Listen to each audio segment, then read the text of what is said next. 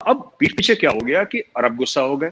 अरबों ने ये बोला, भाई ऑर्गेनाइजेशन ऑफ इस्लामिक कोऑपरेशन हम चलाते हैं, उसके पैसे हम देते हैं, उसकी जो फौज खड़ी कर रखी है 40 मुल्कों की, उसका जो जनरल रहीम शरीफ को उसका चीफ बना रखा है, उसके पैसे हम देते हैं। भाई जो मकान मालिक होगा वो डिसाइड करेगा ना कि घर की पुताई कब होगी, तुम ना डिसाइड करोगे। अब क्या हुआ कि ये पाकिस्तानी हो गए परेशान। Now they realized. अब क्या हुआ कि ये छटपटा रहे थे बीच में, सऊदी अरब ने पैसा मांग लिया, यूएई ने पैसा मांग लिया, तो चीन के पास गए। इस बार चीन ने मना कर दिया कि हम भी, यार तुम डेली आ जाते हो खड़े होके कि ये दे दो वो दे दो। चीन ने मना कर दिया, उनको दुत्कार दिया। हुआ क्या बीच में कि दे वर स्लाइटली लकी, पाकिस्तान ने लक भी है ना, लक ऑफ द डेविल। क्या हुआ कि बीच में इजराइल और हमास के बीच में जंग शुरू हो गई। तो पाकिस्तान ने काफी जिहाद विहाद की बातें करी इस तरीके से कि लोग उनकी तरफ अट्रैक्ट हो जाए कि ये मुस्लिम सुपर पावर है, न्यूक्लियर वेपन्स इनके पास है, और इनके लोग पार्लियामेंट में, जो उनकी नेशनल असेंबली, वो लोग कहते हैं, हम लोग पार्लियामेंट कहते हैं सर, नेशनल असेंबली के बीच में खड़े होते जिहाद की बातें करने लगे कि बम मार देना चाहिए, एटम बम मार दो, न्यूक्लियर वॉर, ये सब जो फालतू की बातें, ये लोग इमेच्योर लोग हैं सर, ऐसी बातें करते हैं। तो वो लोग बातें करने लगे। अच्छा, तो पाकिस्तान को लगा कि कुछ बात बनेगी, क्योंकि अरब स्ट्रीट में गुस्सा जागेगा। ये पाकिस्तान का एक एस्टिमेट था, अरब स्ट्रीट में गुस्सा जागेगा। अरब स्प्रिंग अभी भी इनकी मेमोरी में, सबके मेमोरी में बड़ा शार्प है, क्योंकि हाल ही में 2-3 साल 4 साल ये पहले काम हुआ अरब स्प्रिंग का।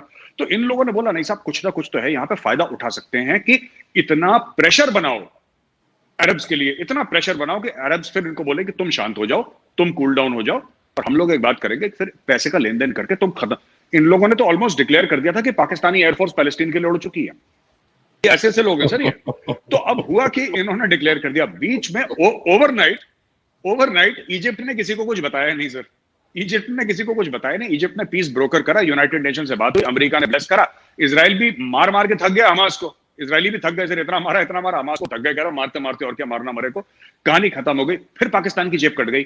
So today again they find themselves without money, without friends, and और कुछ इनके हाथ मिला नहीं। शाह महमूद कुरैशी साहब वो सीएनएन की शो में अपने आप को जलील करवा के और आ गए। वो देखा था मैंने पूरा आज सवेरे। हाँ, तो ये इनका किरदार रहा है शुरू से। ये खुद अपनी, अच्छा इनके वो कहते हैं ना कि मतलब ग्लास तोड़ा 12 आना वाला चक्कर है इनके साथ, इनको हाथ कुछ नहीं लगा, जलील और होकर आ गए पाकिस्तानी। तो ये अभी this is the current situation sir. अगर एक घर है जहां पे 4 भाई हैं, उनके बीच में प्रॉपर्टी का डिस्प्यूट है ना, उस घर में इतना कंफ्यूजन नहीं होता सर, जितना पूरे इतने बड़े मुल्क में इतना ज्यादा डिस्प्यूट हो रखी है, पता नहीं क्यों। अब देखिए, इसमें इशू ये है पाकिस्तान के साथ पूरा मामला कि इनको ये पता है कि पाकिस्तान को हर महीने पैसे चाहिए, और लगातार पाकिस्तान को पैसे चाहिए अगर पाकिस्तान को सरवाइव करना है। बेसिक दाल रोटी के लिए इनको पैसे चाहिए, इनके पास दाल रोटी के लिए पैसे नहीं है। कई वजूहात हैं, मिसमैनेजमेंट हुई है, करप्शन हुआ है, वो कई वजूहात हैं, लेकिन बेसिक्स ये कि इनके पास पैसे नहीं है। इंडिया के साथ अगर इकोनॉमी अपनी खोलते हैं तो इनके मुल्क का कुछ ना कुछ ठीक ठाक हो जाएगा। इस उम्मीद से कमर जावेद बाजवा साहब अपने हथियार डालने को तैयार हैं और इंडिया के साथ बातचीत करने को तैयार हैं। वो फॉर्मली कहते हैं, लेकिन क्या है कि बीच में से उल्टी खबर आ रही है कि जो जनरल फैज हैं, डीजीआईएसआई, जनरल फैज जो डीजीआईएसआई हैं, जो कि इमरान खान को जिन्होंने आशीर्वाद दे रखा है, अब जनरल बाजवा चाह रहे हैं इमरान खान निकल जाए, क्योंकि Imran Khan is a international embarrassment for Pakistan, and it takes a lot for Pakistan to be embarrassed. मतलब पाकिस्तान आसानी से बेइज्जती महसूस नहीं करता, आपको बड़ा कांड होता है तब उनको बेइज्जती महसूस होती है। तो इमरान खान वो बड़ा कांड है। अब हुआ क्या कि जनरल फैज चाहते हैं कि इमरान खान बना रहे, क्योंकि उन्होंने काफी अपनी कैपिटल उसमें लगा दी है। बाजवा साहब चाहते हैं फारिग हो जाएं, घर चले जाएं। इसके बीच में वहां पे कशमकश चल रही है। अब क्या हुआ कि जैसे इन्होंने बोला कि जब तक आप 370 वापस बहाल नहीं करेंगे, 35 से वापस नहीं लाएंगे, हम भारत के साथ कोई बातचीत नहीं करेंगे। ये इन्होंने लोगों ने काफी तालियां बजाई, जाहिल तो लोग नहीं, सब लोग ताली बजाने लगे। अब इशू ये है सर कि लोगों को यह नहीं पता कि पाकिस्तानी लोगों को कि जो तुम दवाइयां खाते हो भारत से अभी भी आती हैं। Pharmaceutical, 90% of the pharmaceutical and vaccination that goes even for small little things, इनके सर पोलियो के कतरे इंडिया ने भेजे हैं। इनके पास बेसिकली कुछ भी नहीं है, पूरा मैदान साफ है इनका, पर इन्होंने अपने लोगों को नहीं बताया। और जो भी जो नहीं सर, ये मेडिसिन तो डायरेक्टली लेते हैं, दुबई होके बाकी चीजें जाती हैं। बाकी चीजें कैसे जाती है मैं आपको बताता हूं। दुबई और कतर होके जो बाकी चीजें जाती है ना सर, 100 रुपए की चीज 500 रुपए में बिकती है, और वो भी इनके लिए बहुत फायदेमंद है, क्योंकि वो भी इमरान खान की कैबिनेट के कुछ लोग हैं जो ये सब कारोबार करते हैं साइड में। They are making good money sir. वो बिचौलिए हैं, ना वो बनाते हैं ना वो खरीदते हैं।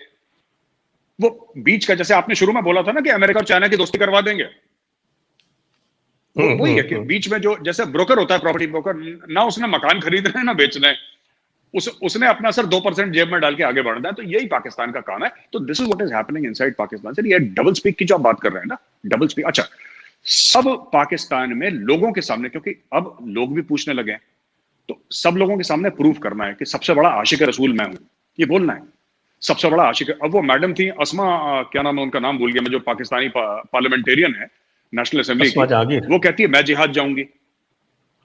अस्मा जहांगीर सर, अस्मा जहांगीर तो अच्छा अस्मा जहांगीर ठीक ठाक है। ये दूसरी, मैं नाम भूल रहा हूं उनका सर, तो हाँ हाँ, तो ये है, तो दिस लेडी वाज सेइंग कि मुझे जिहाद पे भेजो।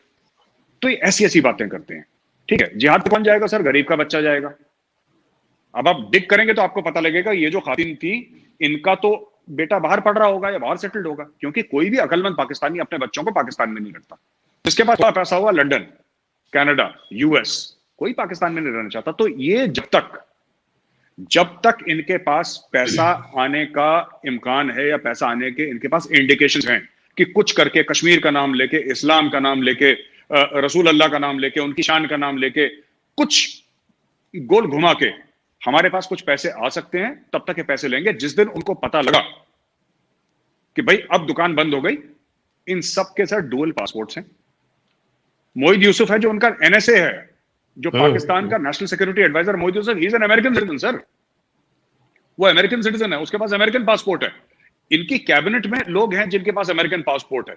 जैसे ही इनके जनरल रिटायर होते हैं, they take another this thing sir, ये दूसरा पासपोर्ट लेके बाहर भाग जाते हैं। इनके आर्मी चीफ्स बाहर बैठते हैं, देश के जो रिटायर हो गए बाहर बैठ जाते हैं सर। मुशर्रफ बाहर बैठा हुआ है, अशफाक परवेज कियानी बाहर बैठा हुआ है, ये आपका ये क्या नाम कहते हैं, रहील शरीफ बाहर बैठा हुआ है।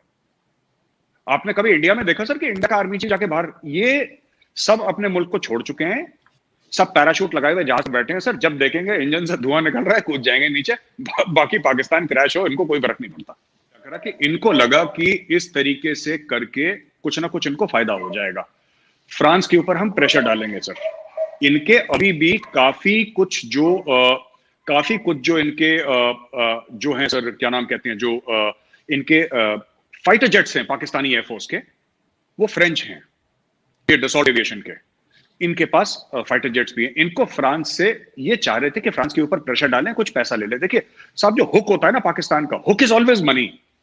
आपके पैर पड़ के, आपके चरणों पे सर रख के, आपको धमकी दे के, आपके माथे पे पिस्टल रख के, कुछ करके आपसे 2 रुपए ले लें, ये पाकिस्तान की फॉरेन पॉलिसी है सर।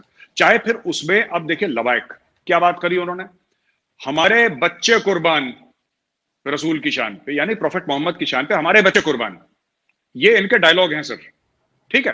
असेंबली में सर, इनके नेशनल असेंबली में, जो कि इनकी पार्लियामेंट है, वहां पे हमारी जायदादें कुर्बान, हम कुर्बान, हमारी गर्दनें कुर्बान, हम उनके गुलाम हैं। ये सब इन्होंने सर 70-80s की हिंदी फिल्मों वाले सारे के सारे डायलॉग मारे इन्होंने। अच्छा, लबाइक वालों को इन्होंने मरवा दिया सर, पता नहीं 100 मरे, 150, किसी को नहीं पता एग्जैक्ट फिगर्स कितने लबाइक वाले मर गए, हो गया सर। अचानक एक दिन आप देखते हैं, फ्रांस के हवाले से आपने बात करी थी, अचानक एक दिन आप देखते हैं कि सब कुछ साफ। कहां गया लबाइक? मैं ये जानना चाहता हूं आज की तारीख में लबाइक क्या है? क्या फ्रांस ने माफी मांग ली पाकिस्तान से? राइट? क्या फ्रांस ने माफी मांग ली? क्या फ्रांस ने अपना सफीर, जो अपना एम्बेसडर वापस मंगवा लिया? क्या फ्रांस ने पैर पड़ लिए पाकिस्तान के? क्या फ्रांस ने इनको आश्वासन दे दिया, एक भरोसा दे दिया कि फिर प्रॉफेट मोहम्मद का कोई कार्टून नहीं बनेगा आगे से फ्रांस में, हम आपको विश्वास? क्या हुआ अचानक? ऐसा क्या हो गया कि लबाइक वाले वापस घर चले गए, सब कुछ शांत हो गया पाकिस्तान में? इन्होंने सर किसी को नहीं छोड़ा, मैं बता रहा हूं, they don't have any character at all. इन्होंने अपने मजहब को बेच दिया, अपने प्रॉफिट की जो शान के बारे में कहते हैं गर्दन कटवाएंगे, उसमें कॉम्प्रोमाइज कर लिया, उसमें डील कर ली। पाकिस्तानियों ने पैसे के लिए सबसे डील कर ली, वही चाह रहे थे पैलेस्टीन में, फिर वो सीजफायर हो गया तो ये जेब कर दी दोबारा। लेकिन this is what has happened sir. कहां गया लबाइक सर? 15 दिन पाकिस्तान में खून खराबा, लाहौर में यतीम खाना चौक में आप चल नहीं सकते थे, इतनी गोलीबारी हो रही थी, इतनी टीयर गैस थी। अचानक एक दिन साद रिजवी गायब, किसी को नहीं पता कौन कहां गया, लबाइक वाले कहां गए, सब चुप। और पाकिस्तानी पार्लियामेंटेरियंस भी, चलिए आपने साद रिजवी को जेल में डाल दिया, लबाइक वालों को भगा दिया आपने फोर्स यूज करके, डन। अब मैं ये जानना चाहता हूं कि जो पार्लियामेंटेरियंस हैं जो कह रहे थे हमारे बच्चे कुर्बान, एक ने तो ये तक बोल दिया कि फ्रांस का कर्जा कितना है, किसी ने बोला साहब $12 बिलियन, ऐसी कोई किसी ने ऑड फिगर दिया कि $12 बिलियन। कहता मैं अपनी जायदाद बेचूंगा फ्रांस का कर्जा चुकाने के लिए, हम सब अपनी जायदादें बेच देंगे। अच्छा, ये उसने छोड़ दी, ये उसने छोड़ दी सर पार्लियामेंट में, अपनी नेशनल असेंबली में। अब वो आदमी चुपचाप से गायब हो गया है बोलने के बाद, लोगों में हीरो बन गया साहब। ये तो प्रॉफेट मोहम्मद की शान पे ये अपनी जायदादें बेच देगा। कोई कहता मैं अपने बच्चे कुर्बान कर दूंगा, ये सब उन्होंने डायलॉग वायलॉग मारा। अपनी बढ़िया सी सर मर्सिडीज एस क्लास में बैठे ये लोग, घर गए, आराम से नान वान कीमा खा रहे हैं, ऐश कर रहे हैं। इनको मैं बता रहा हूं, ये फिर पाकिस्तानियों को एक बार जेब काट दी उन्हीं के हुक्मरानों ने। ये सच्ची बात है पूरी फ्रांस का जो है मामला।